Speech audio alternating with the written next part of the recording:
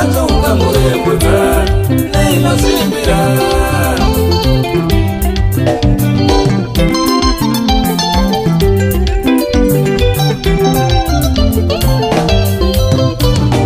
Akasi pose pandichatizori nekuti ndinotya, pamwe pacho ndichangotizo zvekuda kutsimura hondo. Zvekuti nyaya ipere yapota usamurembudza ungazvimbirwa.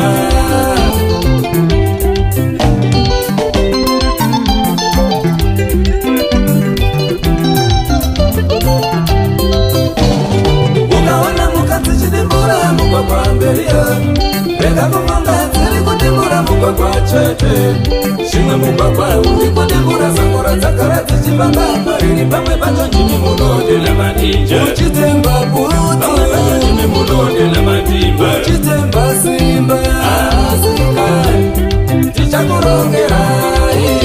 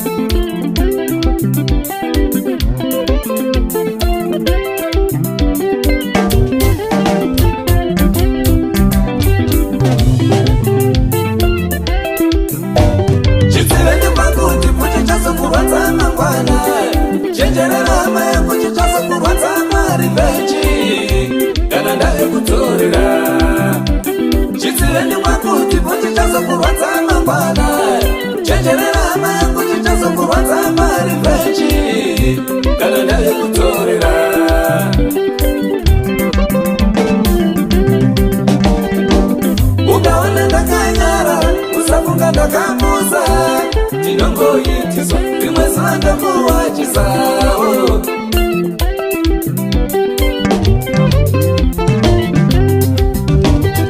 Ukandiona nyamashoma ukaya ndiri ndonga, ndinongorikitwa rimwe zuva ndakurikita.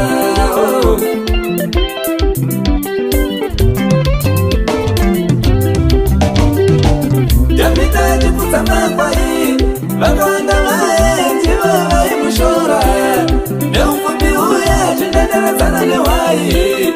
Wasiva wapepi ndiyatava mambo wamangwana maiwe.